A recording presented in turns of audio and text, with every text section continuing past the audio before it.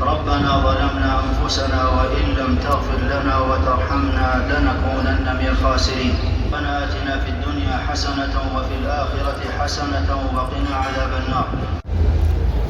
बिस्मिल्लाहिर्रहमानिर्रहीम। अस्सलामु अलैकुम वरहमतुल्लाहि वबरकातुहू। Welcome back to my channel. दिन वीडियो के साथ मैं अब्दुल अज़ीज़ मदीना मुनव्वरा से सबसे पहले दुरुस्त अल्लाहुम्मा सल्लि व सल्लिम अला नबिय्यिना व हबीबिना मुहम्मदिन सल्लल्लाहु अलैहि वसल्लम और इस्लाम माशरे में तमाम दोस्त अब आपका फिर होंगे और आज फिर से एक नई वीडियो और नई ब्लॉग के साथ आपकी खिदमत में हाजिर। अगर आप हमारे चैनल पर नहीं हैं तो चैनल को जरूर सब्सक्राइब कर लें और बेल आइकन को साथ प्रेस कर लें ताकि आने वाली हर वीडियोज़ आपको बर वक़्त मिलती रहे।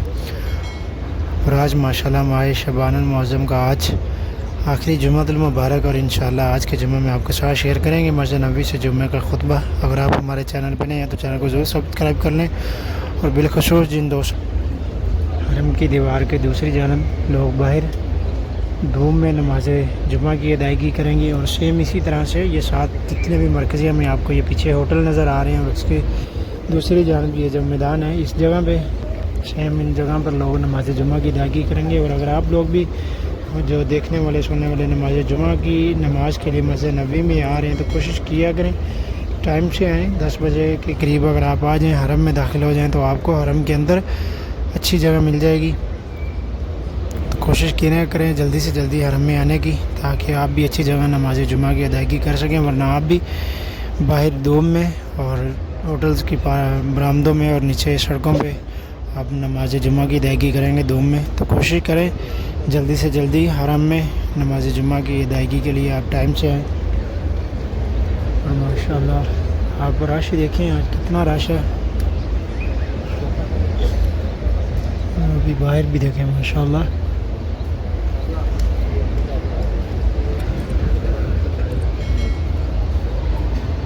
सब ज़ईफ़ लोग हैं, बीच में बुज़ुर्ग और नौजवान भी, बच्चे भी हैं। ये भी इधर भी नमाज जुमा की अदायगी करेंगे और सेम इसी तरह से जितने भी पीछे मरकज़िया में होटल्स हैं उनके बरामदों में, उसके अलावा सामने सड़क पे 332 नंबर गेट के सामने जो शहीद शोहदा उस रोड पे भी लोग इसी तरह से नमाज जुमा की अदायगी करेंगे। और इस तरफ माशाल्लाह मैं आपको दिखाता हूँ एक चीज़, यहाँ पे चिल्ड्रन नर्सरी केयर सेंटर जो सामने आप देख रहे हैं। यहाँ पर अगर आप रियाजुल जन्नह में जा रहे हैं और अपने साथ आपके साथ बच्चे हैं तो आप यहाँ पर अपने बच्चों को छोड़ के जा सकते हैं। यहाँ पर आपके बच्चों को सेफली 2 घंटे 3 घंटे के लिए यहाँ पर खेलने के लिए उनकी पूरी देखभाल करते हैं और ताकि आप रियाजुल जन्नह जा सकें, क्योंकि बच्चों को रियाजुल जन्नह में जाने नहीं देते इस वजह से।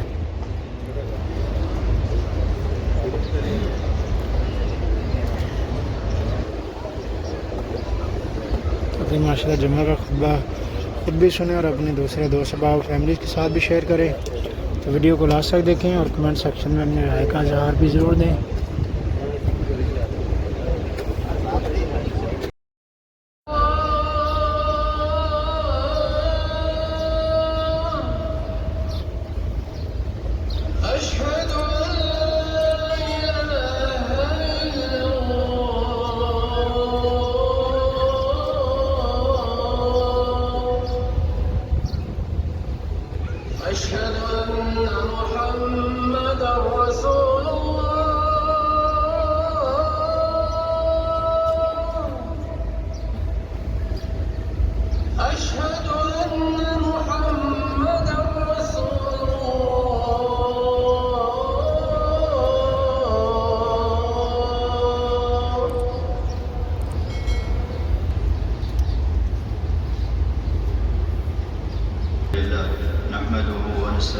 ونستغفره ونعوذ بالله من شرور أنفسنا ومن سيئات أعمالنا، من يهده الله فلا مضل له ومن يضلل فلا هادي له، وأشهد أن لا إله إلا الله وحده لا شريك له، وأشهد أن محمدا عبده ورسوله.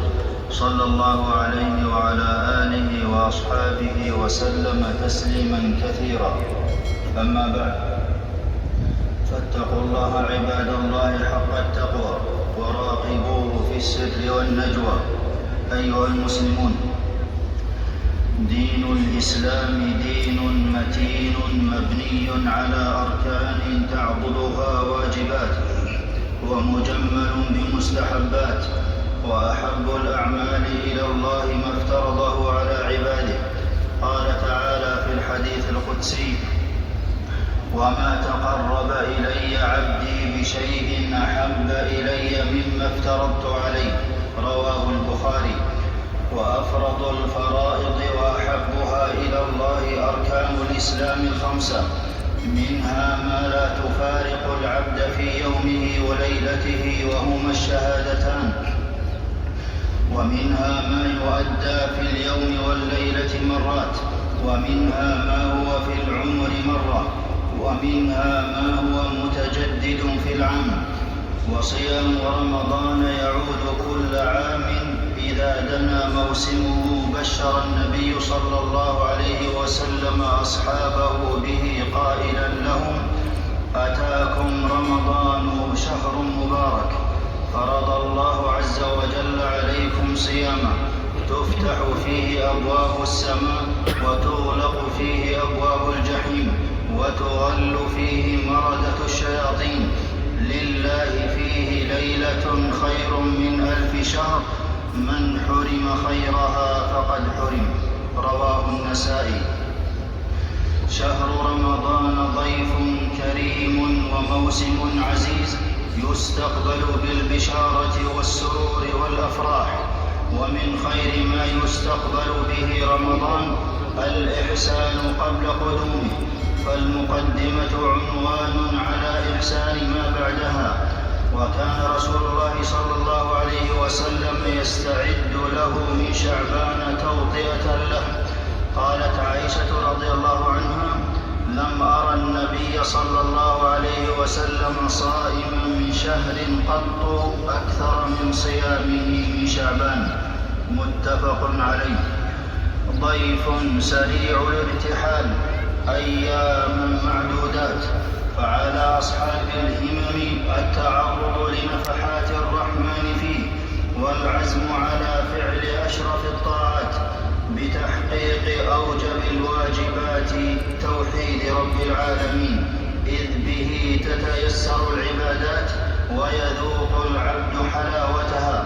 قال سبحانه لموسى عليه السلام: إنني أنا الله لا إله إلا أنا فاعبدني وأقم الصلاة لذكري. وأساس الأعمال الصالحة إخلاص النية فيها لله. قال سبحانه لنبيه: قل إني أمرت أن أعبد الله مخلصا له الدين. ومغفرة الذنوب في الصيام مشروطة بابتغاء الأجر من الله.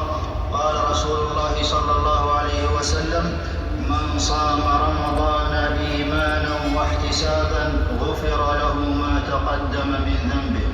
متفق عليه. وقبول صلاة القيام في رمضان مقيد باحتساب الثواب من الله وحده. قال عليه الصلاة والسلام: من قام رمضان إيمانا واحتسابا غفر له ما تقدم من ذنبه. متفق عليه. وإذا صحت النية وقويت تضاعف الثواب. قال سبحانه: مثل الذين ينفقون أموالهم في سبيل الله كمثل حبة أنبتت 7 سنابل في كل سنبلة 100 حبة، والله يضاعف لمن يشاء. قال ابن كثير رحمه الله: أي بحسب إخلاصه في عمله. خص الله الصوم بإضافته لنفسه المقدسة ووعد بالمجازاة عليه.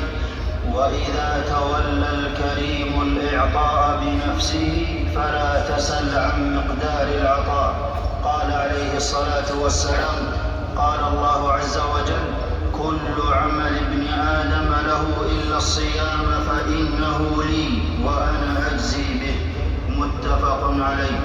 قال ابن حجر رحمه الله: واتفقوا على أن المراد بالصيام هنا صيام من سلم صيامه من المعاصي قولا وفعلا. سيد الشهور شهر الجد والتشمير والصبر والطاعات.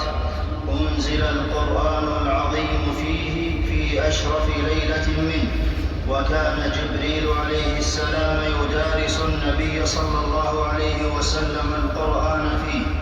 وكان السلف إذا دخل شهر رمضان تركوا مجالس الحديث والفقه وأقبلوا على المصاحف. وكان قتادة رحمه الله يختم في رمضان كل 3، فإذا دخل العشر ختم كل ليلة.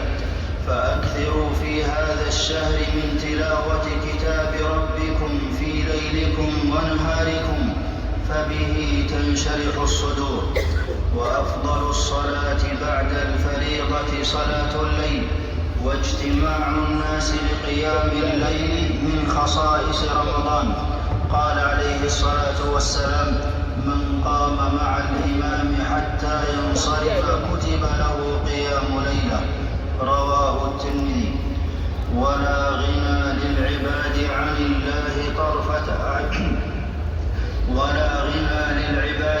الله طرفة عين في كل حين. والصائم ممن لا ترد دعوتهم، فسل الله ما شئت فالمجيب كريم. قال رسول الله صلى الله عليه وسلم: ما على الأرض مسلم يدعو الله بدعوة إلا آتاه الله إياها أو صرف عنه من السوء مثلها، ما لم يدع بإثم أو قطيعة رحم. فقال رجل من القوم: إذا نكثر. قال: الله أكثر، أي أكثر إجابة وخيرا من العبد. رواه الترمذي. ورمضان شهر الكرم والرحمة بالضعفاء. كان النبي صلى الله عليه وسلم أجود الناس بالخير، وكان أجود ما يكون في رمضان حين يلقاه جبريل عليه السلام. فلرسول الله صلى الله عليه وسلم حين يلقاه جبريل أجود بالخير من الريح المرسلة. متفق عليه. والريح المرسلة يعم نفعها ولا ينقطع خيرها. والصدقة تظل صاحبها يوم القيامة. وكان ابن عمر رضي الله عنهما لا يفطر في رمضان إلا مع اليتامى والمساكين. وأبواب التوبة مفتوحة في كل حين، ولا يحصل لعبد كمال قرب من الله إلا بها. وقد أمر الله جميع المؤمنين بالتوبة لينالوا الفلاح، فقال: وتوبوا إلى الله جميعا أيها المؤمنون لعلكم تفلحون. والله سمى نفسه توابا ليرجع العباد إليه، ومن أقبل إليه بالتوبة فرح به وآواه، وبدل سيئاته حسنات. وخير يوم في عمر العبد يوم يتوب الله عليه فيه. والاستغفار الإسلام والمسلمين، وأذل الشرك والمشركين، ودمر أعداء الدين، واجعل اللهم هذا البلد آمنا مطمئنا رخاء وسائر بلاد المسلمين. اللهم وفق إمامنا خادم الحرمين الشريفين وولي عهده لما تحب وترضى، وخذ بناصيتهما للبر والتقوى، وانفع اللهم بهما الإسلام والمسلمين. اللهم اجعل ديار المسلمين ديار أمن ورخاء يا ذا الجلال والإكرام. ربنا آتنا في الدنيا حسنة وفي الآخرة حسنة وقنا عذاب النار. اللهم أنت الله لا إله إلا أنت الغني ونحن الفقراء. أنزل علينا الغيث ولا تجعلنا من القانطين. اللهم أغثنا، اللهم أغثنا، اللهم أغثنا. ربنا ظلمنا أنفسنا وإن لم تغفر لنا وترحمنا لنكونن من الخاسرين.